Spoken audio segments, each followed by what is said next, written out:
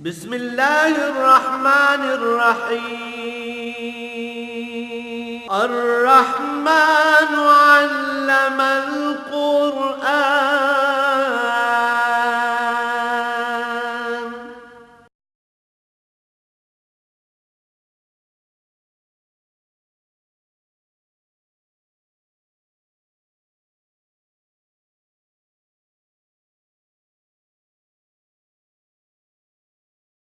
الحمد للہ رب العالمین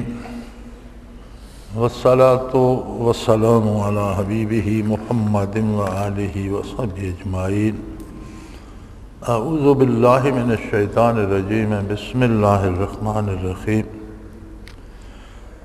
قل اندعو من دون اللہ ما لا ينفعنا ولا يضرنا ونرد علی اعقابنا بعد اذ هدانا اللہ کالذی استہوته الشیطان فی الارض حیران لہ اصحاب یدعونہ الی الہدی ائتنا قل ان ھدی اللہ ھو الھدی وامرنا لنسلم لرب العالمین وان اقیموا الصلاة واتقوہ وہو الذی الیہ تحشرون وہو الذی خلق السماوات والارض بالحق ویوم یقول کن فیکون قولہ الحق ولہ الملک یوم ینفخ فی الصور عالم الغیب والشہادہ وہو الحکیم الخبیر۔ اللہم سبحانک لا علم لنا الا ما علمتنا انک انت العلیم الحکیم۔ مولایا صلی وسلم دائما ابدا علی حبیبک خیر الخلق کلہم۔ ان آیات مبارکہ کا سادہ سا ترجمہ یہ ہے کہ فرما دیجئے کہ اللہ کے علاوہ کسی کو پکاروں جو نہ ہمیں نفع دے سکتا ہے نہ ہمارا کچھ بگاڑ سکتا ہے، اور اگر ہم ایسا کریں تو اس کا مطلب یہ ہوگا کہ ہم اپنے پاؤں پر الٹے پھر گئے، اس کے بعد کہ جب اللہ نے ہمیں ہدایت دے دی تو اس کی مثال تو ایسی ہوگی جیسے کسی کو شیطان یا جن نے پکڑ لیا ہو اور وہ ویرانوں میں پریشان پھر رہا ہو، حالانکہ اس کے دوست اسے آواز دے رہے ہوں سیدھے راستے کی طرف، لیکن اسے کچھ خبر نہ ہو۔ اور انہیں فرما دیجئے کہ ہدایت وہی ہے جو اللہ کی طرف سے ہے، اور ہمیں یہ حکم دیا گیا ہے کہ اللہ رب العالمین کی اطاعت کریں، اور یہ حکم دیا گیا ہے کہ ہم اپنی عبادات کو قائم کریں اور اللہ کریم کے ساتھ اپنا تعلق ذاتی استوار رکھیں، اس لیے کہ وہی ذات ہے جس کے پاس سب کو واپس جانا ہے، اور وہی ذات ہے جس نے آسمانوں کو پیدا فرمایا، زمین کو پیدا فرمایا حق کے ساتھ، بالحق، یعنی ہر ایک کام اپنے وقت پر اپنی مقدار کے مطابق، اپنی ضرورت، اپنی استطاعت کے مطابق بالکل پورے طریقے سے ہر چیز، ہر کام ہر وقت ہو رہا ہے ہر جگہ پر۔ وَيَوْمَ يَقُولُ كُن فَيَكُونُ، اور جب اس سے تباہ کر دے گا اور پھر حکم دے گا کہ ہو جا، تو سب کچھ پھر قائم ہو جائے گا، حشر قائم ہوگا۔ اس کا ارشاد حق ہے اور اسی کے لیے حکومت ہے، بادشاہت ہے، وَلَهُ الْمُلْكُ، بادشاہت اسی کی ہے۔ جس دن سور پھونکا جائے گا تو سب کو یقین ہو جائے گا، جو دنیا میں اپنی بادشاہت کا اعلان کرتے ہیں یا انکار کرتے ہیں اللہ کی عظمت کا، انہیں بھی پتہ چل جائے گا، سب کے سامنے حقیقت واضح ہو جائے گی۔ وہ پوشیدہ چیزوں کو بھی جانتا ہے، ظاہر چیزوں کو بھی جانتا ہے، وہ دانا تر ہے اور ہر چیز سے باخبر ہے۔ یہ سادہ سا بامحاورہ ترجمہ میں نے عرض کر دیا ان آیت مبارکہ کا، جن کی تلاوت کا شرف حاصل ہوا۔ یاد رکھیں دنیا میں انسان جس معاشرے میں بستے ہیں وہاں ایک اصول ہے کہ جب ایک جگہ جینا ہے، گزارا کرنا ہے، تو پھر کچھ لو اور کچھ دو کے تحت گزارا ہوگا۔ ہر آدمی کی رائے حتمی نہیں ہو سکتی، کچھ لوگ ایک رائے پہ قائم ہیں، کچھ دوسری پہ قائم ہیں، تو پھر انہیں جب مل جل کر ایک شہر میں یا ایک ملک میں بحیثیت ایک قوم یا ایک ملک کے شہری کے رہنا ہے، تو پھر اپنے اپنے مطالبات میں کچھ نرمی لانا پڑے گی، اپنی باتوں میں کچھ تبدیلی لانا پڑے گی، کچھ اپنی منوا لو، کچھ دوسرے کی مان لو، تو اس طرح گزارا ہو جائے گا۔ معاشرے کا یہ ایک بہت بڑا اصول معاشرت ہے، لیکن فرمایا یہ دین میں اس کی کوئی گنجائش نہیں ہے۔ معاشرے میں دونوں طرف انسان ہوتے ہیں، دونوں سے غلطی کا امکان بھی ہے، دونوں کی رائے حتمی نہیں ہو سکتی، لہذا اس میں تو کچھ لو اور کچھ دو کا امکان ہے۔ لیکن جب معاملہ اللہ اور بندے کے درمیان آتا ہے تو اللہ کی رائے حق ہے، حتمی ہے، سچی ہے، پکی ہے۔ اگر غلطی ہے تو وہ انسان کی طرف ہے، اللہ کریم کی طرف نہیں۔ لہذا دین پہ سمجھوتا نہیں ہو سکتا۔ مشرکین مکہ نے یہ کوشش کی کہ آپ صلی اللہ علیہ وسلم کی بعثت سے پہلے بھی تو مدینہ مکہ مکرمہ میں بے شمار دین تھے، اور مکہ مکرمہ کی تاریخ پڑھی جائے تو اندازہ ہوتا ہے کہ کم و بیش دور و نزدیک کے ممالک میں جتنی طرح کے ادیان تھے وہ سارے مکہ مکرمہ میں بھی پائے جاتے تھے، چونکہ یہ لوگ سفر کرتے تھے مختلف دیار کا، مختلف ممالک کا، مختلف شہروں کا، تو کوئی کہیں سے کوئی دین لے آتا، کوئی کہیں سے کوئی مذہب اختیار کر کے لے آتا، تو وہاں سارے مل جل کر گزارا کرتے تھے۔ معاشرے کے اصول مل جل کر طے کر لیتے تھے، انصاف کا طریق آپس میں مل جل کے طے کر لیتے تھے۔ مذہب رہ جاتا تھا صرف پوجا پاٹ کا نام، کوئی بتوں کی پوجا کرتا، کوئی ستاروں کی، کوئی جنوں کی، کوئی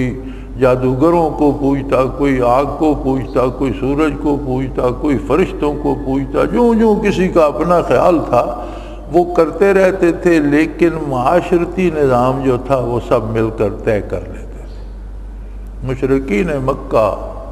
آپ صلی اللہ علیہ وسلم کی خدمت عالی میں بھی حاضر ہوئے کہ پہلے بھی بہت سے دین ہیں، مل جل کر ہمارا گزارا ہو رہا ہے، آپ ایک نیا دین لے کر آ گئے، ٹھیک ہے، آپ اپنا جسے اللہ سمجھتے ہیں اس کی عبادت کریں،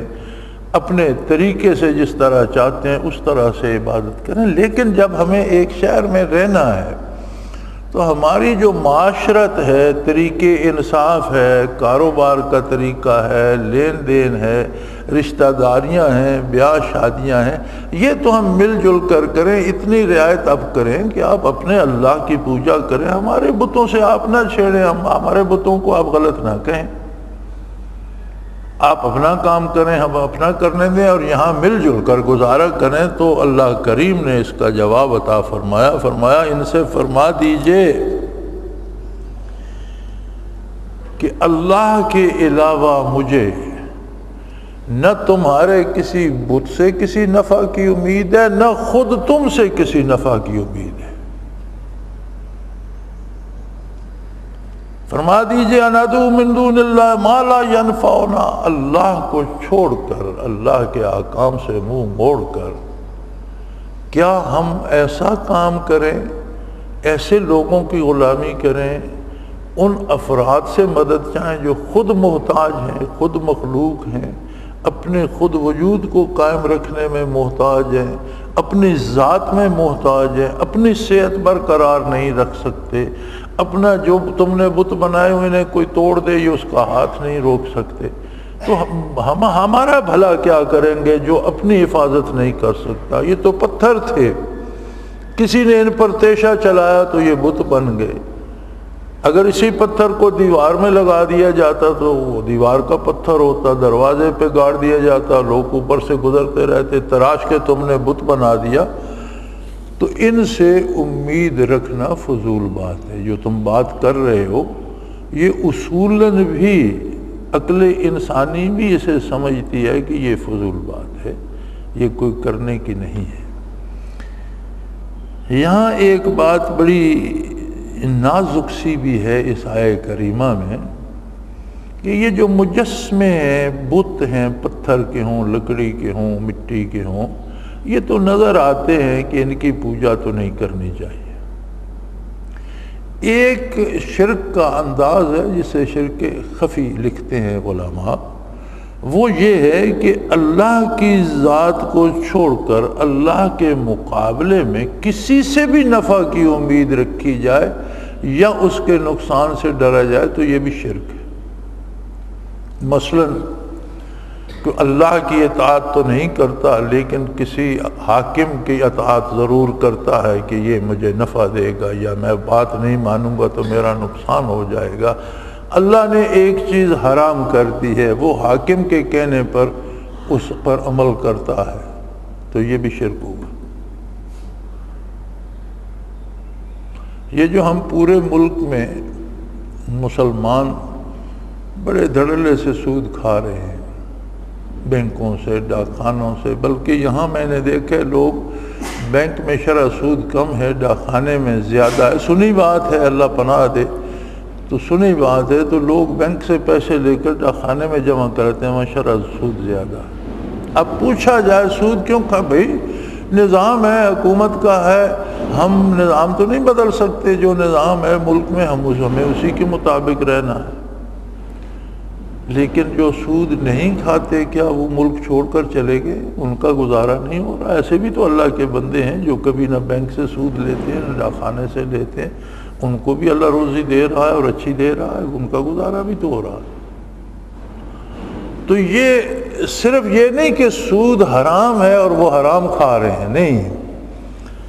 یہ حکومت کی خوشنودی اور حکومتی غلط نظام کا سہارا لینا شرک خفی بھی ہے کہ آپ نے ان کو وہ منصب دے دیا جو اللہ کو سزاوار تھا۔ اللہ نے اس بات سے روکا،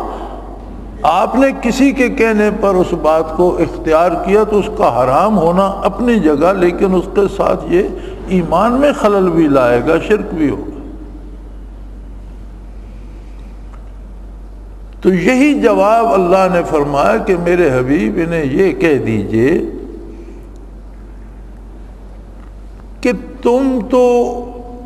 ما سوی اللہ سے، اللہ کے علاوہ غیروں سے نفع نقصان کی امید رکھتے ہو اور ہمیں یہ دعوت دیتے ہو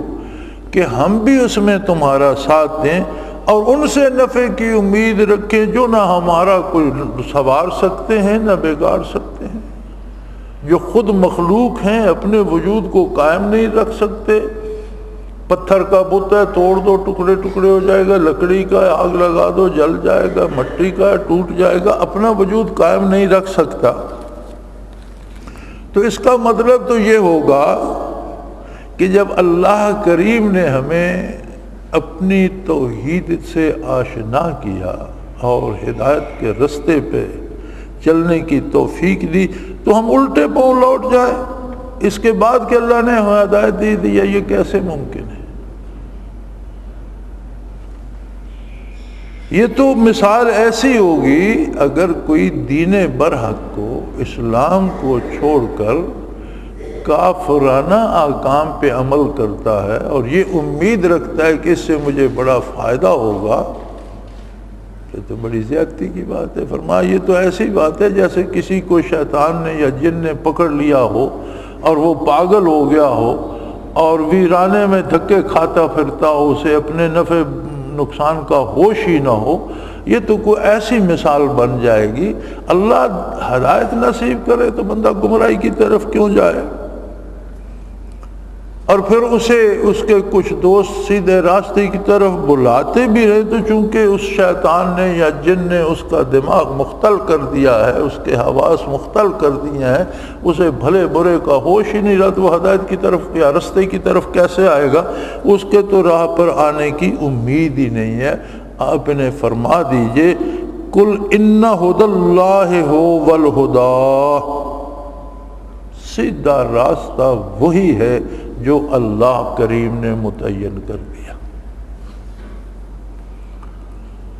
اور یہ بڑے مزے کی بات ہے، یہ باتیں بڑی نازک بھی ہیں، لطیف بھی ہیں، سمجھنے کی ضرورت ہے۔ ہم سمجھتے ہیں ہم نبی صلی اللہ علیہ وسلم پر ایمان لائے، الحمدللہ اللہ یہ ہمارا ایمان قبول فرمائے اور ہمیں حضور کی امت میں شمار فرمائے، دنیا میں آخرت میں۔ لیکن سوچنے کی بات یہ ہے کہ جب ہم اللہ کے ساتھ شرک کرتے ہیں، اللہ پناہ دے، اللہ کے ساتھ شرک یہ ہوتا ہے کہ اللہ کے مقابلے میں کسی دوسرے کو نفع پہنچانے والا یا نقصان پہنچانے والا مانا جائے، اور اس کی صورت یہ بنتی ہے کہ کسی کی رضامندی کے لیے اللہ کی اطاعت چھوڑ دی جائے، اللہ کی نافرمانی کی جائے کسی دوسرے کو راضی کرنے کے لیے، اس امید پر کہ اس سے مجھے نفع ہوگا یا بات نہیں مانوں گا تو نقصان ہوگا، تو یہ شرک ہے۔ جو شرک کرتا ہے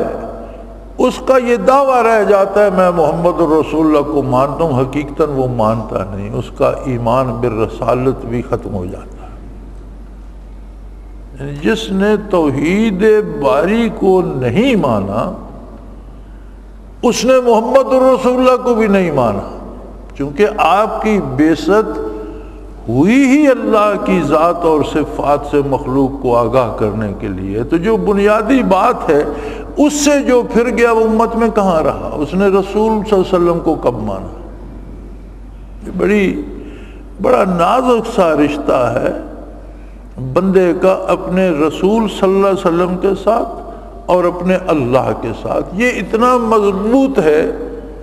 کہ دنیا کی کوئی طاقت اسے نہیں توڑ سکتی، لیکن اتنا نازک ہے کہ بندے کا اپنا احساس و شعور اسے پل بھر میں توڑ دیتا۔ ذرا سی آمیزہ شائی، اللہ کو تو کسی کی احتیاج نہیں ہے، اسے تو کوئی ضرورت نہیں، سارے لوگ اس کی عظمت کے گن گاتے رہیں، اس کی شان بڑھ نہیں جائے گی، سارے اس کا انکار کر دیں اس کی شان کم نہیں ہو جائے گی۔ جو بھی نتیجہ آئے گا وہ بندے پر آئے گا، مانے گا تو عزت پائے گا، انکار کرے گا تو ذلت اٹھائے گا، اثر جو بھی آئے گا وہ بندے پر آئے گا۔ اللہ کریم تو مخلوق سے بے نیاز ہے، وہ تو کسی کا محتاج نہیں، اس کی شان تو جو ہے وہ ہے۔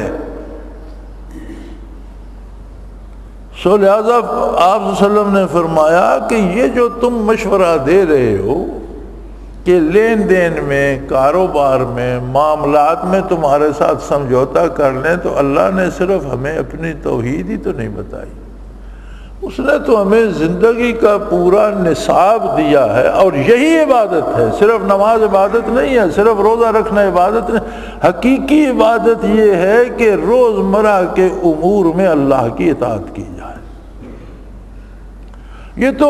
جو اللہ نے صلاۃ عطا کر دی ہے تو اس کا احسان ہے، رمضان عطا کر دیا یہ اس کا احسان ہے، نوافل پڑھنے کی توفیق ہوئی، روزہ رکھنے کی، یہ حج کرنے کی، یہ اس کا احسان ہے۔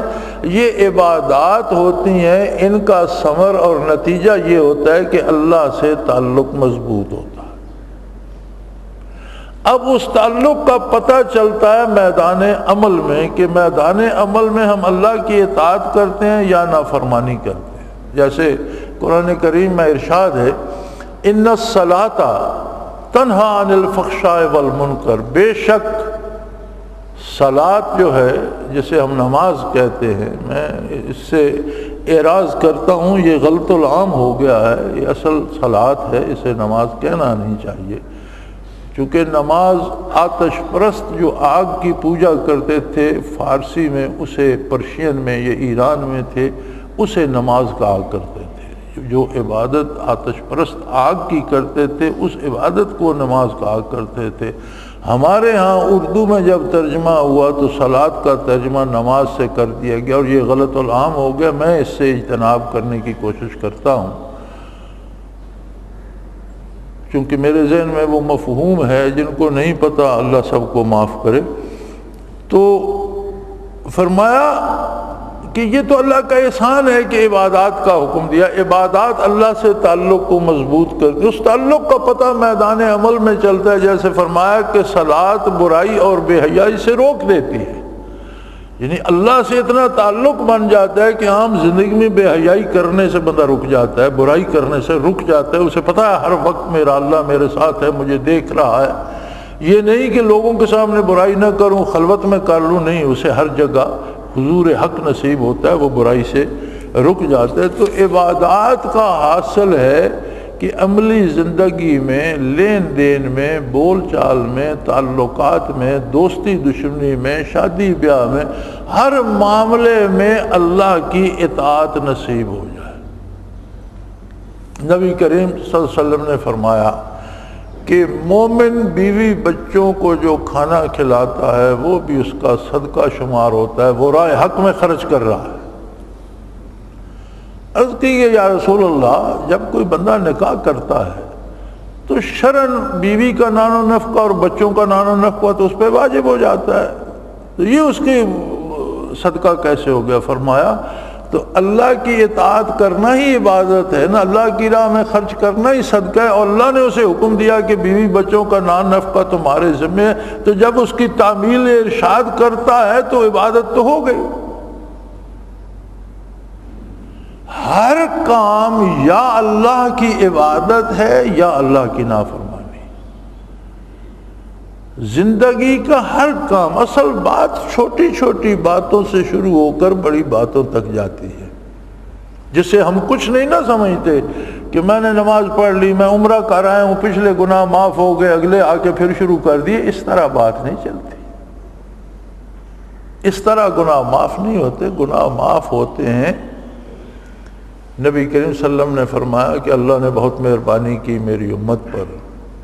کہ کوئی زندگی بھر غلط کرتا رہا، جب بھی اسے احساس ہوا اس نے توبہ کی، اللہ سارے گناہ معاف کر دیتا ہے۔ لیکن توبہ کیا ہے؟ رسالہ کشیریہ میں بہت لمبا سا باب ہے توبہ کا، اور اس پہ بڑی خوبصورت بحثیں ہیں، جس کا حاصل یہ ہے کہ توبہ کا مطلب یہ ہے کہ ایک تو اس کے دل میں جو کچھ کر چکا ہے اس کے متعلق ندامت آ جائے، اس کے قلب میں وہ شرمندگی آ جائے کہ میں نے آج تک جو کچھ غلط کیا بہت زیادتی کی۔ دوسرا، وہ عہد کر لے کہ آئندہ میں کوئی ایسا گناہ جس سے توبہ کر رہا ہوں یہ کام آئندہ زندگی میں نہیں کروں گا، اور اس پر کاربند ہو جائے، یہ توبہ ہے۔ یہ توبہ نہیں ہے کہ چلو عمرہ کر کے آ جاتے ہیں، پچھلے گناہ معاف ہو گئے، نئے شروع کر دیے، یہ توبہ نہیں ہے۔ نبی صلی اللہ علیہ وسلم کا ارشاد ہے، فرمایا الندم توبہ، توبہ اس ندامت کا نام ہے جو کسی کے دل میں جا گزیں ہو جائے کہ میں نے جہاں جہاں اللہ و اللہ کے رسول صلی اللہ علیہ وسلم کی نافرمانی کی، میں نے بہت برا کیا، اسے شرمندگی ہو، اپنے آپ سے شرمندگی ہو کہ ایک عاجز مخلوق ہو کر میں ایک جو کبھی نہیں تھا، اللہ نے مجھے ایک قطرے سے بندہ بنا دیا، انسان بنا دیا، خون سے، گوشت سے، ہڈیوں سے، چمڑے سے، میں ایک بے بس بچہ پیدا ہوا تھا، اس نے مجھے کڑیل جوان بنا دیا، مجھے علم عطا فرمایا، مجھے روزی کے ذرائع عطا فرمائے، مجھے ادب و احترام عطا فرمایا، معاشرے میں میری عزت بنائی، مجھے گھر دیا، والدین دیے، بہن بھائی دیے، اولاد دی، اور میری بہترین تربیت فرمائی، مجھے رزق دیا ساری عمر۔ میں اس اللہ کی نافرمانی کرتا رہا، اور میں اس رسول کی نافرمانی کرتا رہا صلی اللہ علیہ وسلم جس نے مجھے اللہ سے ہم سخن کر دیا تھا، اللہ کے روبرو کھڑا کر دیا تھا، جہالتوں میں، غفلتوں میں، گناہوں میں آلودہ زندگی سے اٹھا کر مجھے اللہ کے حضور کھڑا کر دیا، اور فرمایا نمازی کے آگے سے نہ گزرو، فَإِنَّهُ يُنَاجِي رَبَّهُ، وہ اپنے رب سے سرگوشیاں کر رہا ہے، کر دیا ہم سخن بندوں کو خدا سے تو نے، جس نے مجھے معبود برحق کے روبرو کر دیا، اور میں اپنی گزارشات ایک عاجز آدمی ہو کر براہ راست رب العالمین سے کر رہا ہوں، پھر میں اس کی نافرمانی کرتا رہا۔ تو یہ صرف نماز روزے پہ بات نہیں رکتی، بات عملی زندگی کی ہے۔ نماز روزے سے تو مشرکین مکہ بھی روکنے نہیں آئے تھے کہ آپ صلاۃ نہ ادا کریں یا روزہ نہ رکھیں یا اپنے اللہ کی، وہ کہتے تھے آپ اپنے اللہ کو مانو، جس طرح کی عبادت چاہتے ہو کرو، جس طرح کی ہم کرتے ہیں کرتے رہیں، ہمارے معبودوں کو غلط نہ کہو، ہمارے طریقے عبادت کو غلط نہ کہو، اور لین دین، معاملات، کاروبار حیات، شادی بیاہ، یہ تعلقات، اس میں ہم آپ مل کر رہیں۔ فرمایا یہ نہیں آ سکتا۔ اسلام سمجھوتوں کا دین نہیں ہے،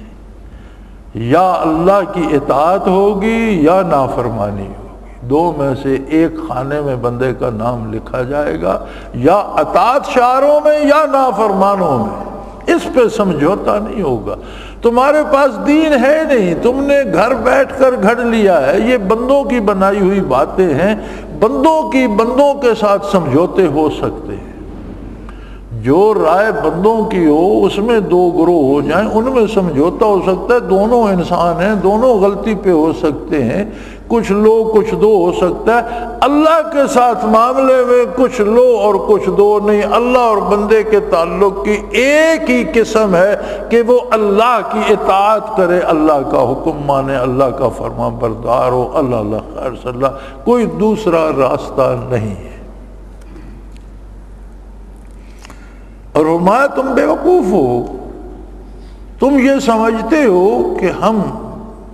جب اللہ نے ہمیں دین عطا کر دیا، دین برحق دے دیا، اسلام عطا کر دیا، بعد از ہدان اللہ، جب اللہ نے ہمیں ہدایت دے دی تو پھر ہم تمہارے ساتھ سمجھوتے کریں گے۔ یہ تو وہی بات ہے جیسے کسی کو جن یا شیطان پکڑ کر پاگل کر دے، وہ جنگل میں ویرانے میں نکل جائے، جھاڑیوں میں الجھتا پھرتا ہو، کپڑے پھٹ جائے، وجود زخمی ہو جائے، اور اسے لوگ بلاتے رہیں کہ بھئی اس طرف آ جاؤ، سلامتی ادھر ہے، راستہ یہاں ہے، ہم سڑک پہ کھڑے ہیں، لیکن اسے ہوش ہی کوئی نہ ہو اور ویرانے میں دھکے کھا رہا ہو۔ یہ کوئی عمدن تو اس طرح نہیں کرتا، کوئی جان بوجھ کر یہ عمل نہیں کرتا، ایسا نہیں ہو سکتا۔ اور انہیں فرما دیجئے طے شدہ بات جس میں کوئی لچک نہیں، کل ان ھدی اللہ ھو الھدی، سیدھا راستہ وہی ہے جو اللہ کریم نے بتا دیا، اس پہ کوئی سمجھوتا نہیں ہو سکتا۔ ہمارے آج کا معاشرہ سمجھوتوں پہ چل رہا ہے، دین کے معاملے میں کوئی سمجھوتا نہیں، اور دین صرف عبادات کا نام نہیں، بندے مومن کا ہر لمحہ ہر عمل دین ہے، یا اطاعت گزار ہے یا نافرمانی کر رہا ہے، زندگی کے ہر عمل میں یا اللہ و اللہ کے رسول کی اطاعت کرتا ہے یا نافرمانی کرتا ہے۔ ایک بزرگ سے نے کسی پوچھا تھا کہ حضرت مجھے کوئی نصیحت فرمائے، انہوں نے فرمایا میں کیا نصیحت کروں گا، تم اپنے لیے خود ناصح بن جاؤ۔ حضرت کیسے؟ فرمایا ایک دن صبح اٹھو تو ایک کاپی اور قلم لے لو، جاگنے سے لے کر سونے تک جو جملہ منہ سے نکلے وہ لکھ لو، جو کام کرو وہ لکھتے جاؤ۔ رات کو سوتے وقت اس پر نظر دوڑا لینا کہ تم نے ایک عاجز بندہ ہو کر کتنے کلمات حق کہے اور کتنا باطل منہ سے نکالا، کتنے کام اتباع رسالت میں کیے اور کتنے کام حضور کے احکام کے خلاف کیے، تمہیں خود سمجھ آ جائے گا کہ تم کہاں کھڑے۔ میری نصیحت کیا کرے، مجھے کیا خبر ہے کہ تم کیا کرتے ہو، کیا کہتے ہو، تمہارے معاملات کیسے ہیں مجھے تو نہیں پتا، تم اپنا۔ اور یہی بات سیدنا فاروق اعظم رضی اللہ عنہ فرمایا کرتے تھے، اس وقت سے پہلے اپنا حساب کرو جس وقت حساب لیا جائے گا، اپنا حساب خود کرو اس سے پہلے کہ تم سے حساب لیا جائے۔ سو فرما دیجئے کل ان ھدی اللہ ھو الھدی، فرما دیجئے سیدھا راستہ وہی ہے جو اللہ جل شانہ نے بتا دیا۔ وَأُمِرْنَا لِنُسْلِمَ لِرَبِّ الْعَالَمِينَ، اور ہمارے پاس ایک ہی راستہ ہے، ہمیں حکم دیا گیا ہے کہ ہم اللہ کریم کے احکام کو تسلیم کریں۔ بات ختم ہو گئی۔ بحیثیت مسلمان ہماری زندگی صبح سے شام اور پیدا ہونے سے مرنے تک ہماری زندگی کا ایک ہی سلیقہ ہے کہ ہم اللہ کی اطاعت کریں اور بات ختم۔ اس میں کوئی سمجھوتے کی گنجائش نہیں ہے۔ اس میں مشکل آئے، اس میں آرام آئے۔ اگر مشکلات آتی ہیں تو کیا کفار پر نہیں آتی؟ اگر کوئی کفر بھی کرتا ہے، مصیبتیں بھی سہتا ہے، تو اس سے تو کروڑ درجہ وہ اچھا ہے جو حق پہ قائم ہے اور مصیبت سہ لیتا ہے۔ اگر موت آ جاتی ہے اس میں تو موت ویسے نہیں آئے گی۔ اگر کوئی کافر ہو جائے تو وہ نہیں مرتا، اگر کوئی کافر ہو جائے تو وہ بیمار نہیں ہوتا، اگر کوئی کافر ہو جائے تو اس پر دنیا کے آلام اور سختیاں اور مصیبتیں نہیں آتی۔ تو کافر ہو کر مصیبتیں بھگتنے سے اگر دین کی راہ میں مصیبتیں ہیں تو یہ تو قرب الہی کا سبب بنیں گی، خطا کی معافی کا سبب بنیں گی، اللہ کریم اس نے ان کا اجر عطا فرمائیں گے۔ اگر کوئی مارا جائے گا تو شہید کہلائے گا۔ سو فرمایا ہمیں یہ حکم دیا گیا ہے لنسلم لرب العالمین، کائنات کا جو پروردگار پالنہار ہے ہم اس کی بات مانیں۔ ہمارے لیے صرف زندگی کا ایک راستہ ہے، کوئی دوسرا راستہ بحیثیت مسلمان ہمارے پاس نہیں ہے۔ وَأَقِیمُوا الصَّلَاةَ وَاتَّقُوهُ، اور ہمیں یہ حکم دیا گیا ہے کہ ہم اللہ کی عبادات کو قائم کریں۔ اقامت صلاۃ یہ ہوتی ہے کہ نہ صرف آپ صلاۃ ادا کریں بلکہ آپ کے تو فعل صلاۃ کا نظام قائم ہو، لوگ آپ سے صلاۃ سیکھیں،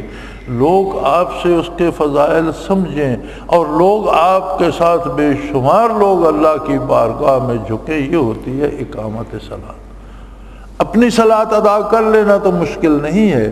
پورے صلاۃ کے نظام کو متعارف کرانا یہ ہر مسلمان کی ذمہ داری ہے۔ یہ صرف تبلیغی جماعت پہ فرض نہیں ہے کہ وہ بتاتے رہیں، ہم میں سے ہر ایک پہ واجب ہے کہ جہاں تک اس کی بات سنی جاتی ہے، گھر میں صحیح، بیوی بچوں میں صحیح، ارشاد ہے رسول اللہ صلی اللہ علیہ وسلم کا کلکم رائن وَكُلُّكُمْ مَسْئُولٌ عَنْ رَعِيَّتِهِ او کما قال رسول اللہ صلی اللہ علیہ وسلم، کہ تم میں سے ہر بندہ ایک درجہ اختیار رکھتا ہے، حکمران ہے، رائن بادشاہ ہے، رائی ہے، اور نہیں تو اپنے بچوں پر تو اس کا اختیار ہے۔ تو جس حد تک اس کا اختیار ہے اس کے بارے بھی اسے جواب دینا پڑے گا، صرف اپنے عبادات کا نہیں جو اس کے دائرہ اختیار میں ہے۔ کیا بچوں کو اس نے صلاۃ سکھائی، حلال حرام بتایا، اللہ کی عظمت سے آشنا کیا، نبی کی صداقت کے دلائل بچوں کو سکھائے، بیوی بچوں کو بھی حلال حرام، نیک بد، اچھے برے کی تربیت کی اور کوشش کی کہ وہ بھی اللہ کی اطاعت کرے۔ فرمایا یہ بھی تم سے حساب لیا ہے، جو تمہاری ذمہ داری میں ہے اس کے بارے اس سے بھی پوچھا جائے گا۔ اور ہمیں یہ حکم دیا گیا کہ اللہ کی عبادت کریں، واتقوہ، عبادت سے تقوی نصیب ہوتا ہے، تقوی حاصل کریں۔ تقوی کا مفہوم ہمارے یہاں بھی اس قرآن حکیم میں لکھا ہوا ہے، واتقوہ، اور اس سے ڈرو۔ ہمارے یہاں کتابوں میں تراجم میں تقوی کا مطلب ڈر لکھ دیتے ہیں، لیکن ڈر کی بہت سی قسمیں ہوتی ہیں۔ آدمی دشمنوں سے ڈرتا ہے، یہ بھی ایک ڈر ہے، کسی موذی جانور سے ڈرتا ہے، یہ بھی ایک ڈر ہے، گندا پانی نہیں پیتا، بیماری سے ڈر ہوتا ہے کہ اس میں تو بڑے ہیں جراثیم ہے، بیمار ہو جاؤں گا، چور کا ڈر ہوتا ہے، ڈاکو کا ڈر ہوتا ہے، یہ سارے ڈر ہیں۔ ایک اور ڈر بھی ہوتا ہے، ایک ڈر ہوتا ہے تعلقات کے ٹوٹنے کا، ہمارا کسی کے ساتھ بڑا قریبی رشتہ ہے، بڑا محبت ہے، اس سے پیار ہے، بھائی ہے، باپ ہے، دوست ہے، اب وہ امریکہ میں بیٹھے، ہم یہاں بیٹھے، چلو اور نہ سے ایک ہی مثال لے لو، الیکشن آ جاتا ہے جی، ایک پارٹی آ جاتی ہے، ووٹ مجھے دو، تمہارے گھر کے 20-25 افراد ہیں جی، یہ 20-25 ووٹ ہمیں، دوسری پارٹی آ جاتی ہے، بندہ سوچتا ہے، پھر وہ کہتا ہے یار میرا بھائی ہوتا ہے امریکہ میں، برطانیہ میں، مشرق وسطیٰ میں، جاپان میں اس سے بات کروں گا، میں اس کی ناراضگی نہیں اٹھا سکتا۔ میں ایسا کام نہیں کروں گا کہ وہ مجھ سے ناراض ہو جائے، میں اس سے بات کروں گا، اس نے جدھر کہہ دیا ادھر دے دوں گا۔ یہ اندیشہ ہوتا ہے تعلقات کے ٹوٹنے کا۔ تقویٰ وہ تعلق ہے جو بندے کا اللہ کے ساتھ ہو جائے اور بندہ یہ سوچے کہ اگر یہ کام میں نے کیا تو کہیں میرا اللہ سے تعلق جو ہے اس پہ کوئی خلل تو نہیں آئے گا۔ اس تقوی کو ڈر کہتے ہیں، یعنی ڈر کی یہ قسم کہ رب العالمین سے ایسا تعلق بن جائے کہ بندہ بات کرتے ہوئے بھی رک جائے کہ میں کون سا لفظ منہ سے نکالنے لگا ہوں، اس سے اللہ کریم خفا تو نہیں ہو جائیں گے۔ کام کرتے ہوئے بھی یہ سوچے کہ جو میں کرنے چلا ہوں اس سے اللہ کریم ناراض تو نہیں ہو جائیں گے۔ یہ حاصل ہے عبادات کا۔ سو فرمایا کہ ہمیں حکم دیا گیا ہے کہ اقیم الصلاۃ، صلاۃ کو قائم کرو،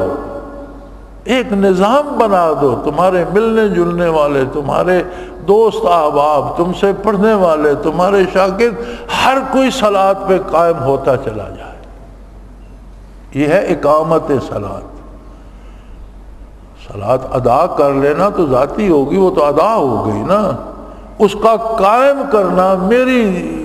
سمجھ کے مطابق یہ ہے کہ اس کا پورا نظام قائم کیا، آپ سے ملنے جلنے والے بھی نمازی بن جائیں، آپ کے پاس بیٹھنے والے بھی اللہ کی عبادت میں لگ جائیں، آپ کی بات سننے والے بھی اللہ کی عظمت سے آشنا ہوتے چلے جائیں، یعنی اسے بحیثیت ایک زندگی کے عمل کے معاشرے میں پھیلاؤ، قائم کرو اسے، اور واتقوہ، اور اللہ کا تقوی حاصل کرو، اللہ سے ایسا تعلق قائم کر لو کہ جب کوئی کام سامنے آئے تو یہ سوچنا پڑ جائے کہ اس سے اللہ ناراض تو نہیں ہو گئے، اس کے کرنے کی اجازت ہے، یا اس کا طریقہ سنت پیغمبر صلی اللہ علیہ وسلم کے مطابق ہے تو پھر کر لو، نہیں ہے تو چھوڑ دو کہ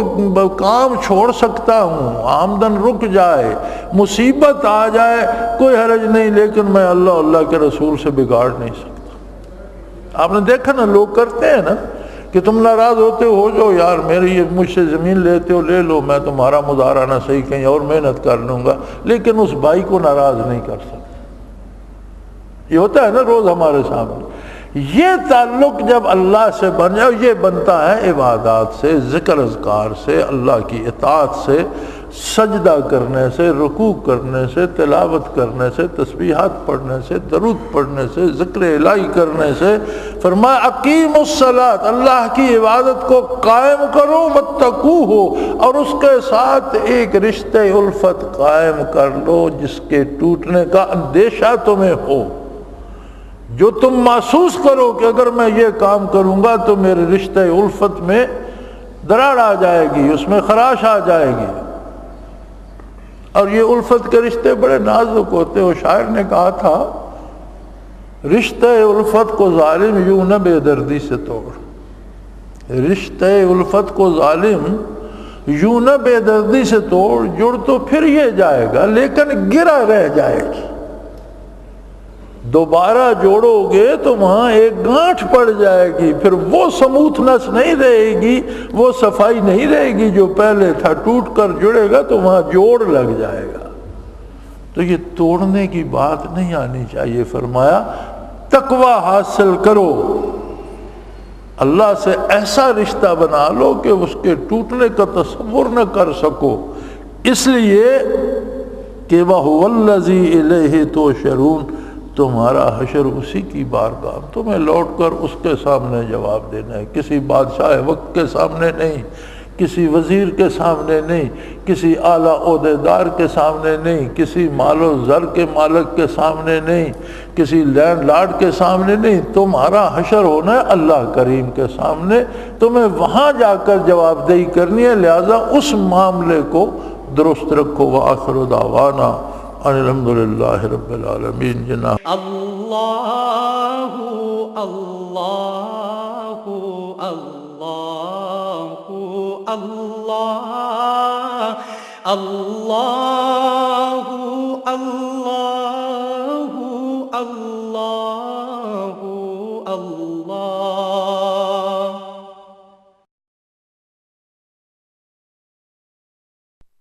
حضرت امیر محمد اکرم آوان مد ذلہ العالی دارل عرفان منارہ ضلع چکوال میں سالہ سال سے قرآن و حدیث کے اوپر خطابات کر رہے ہیں اور سلسلہ نقشبندیہ اویسیہ کے مطابق لوگوں کو ذکر الہی کی تربیت دے رہے ہیں۔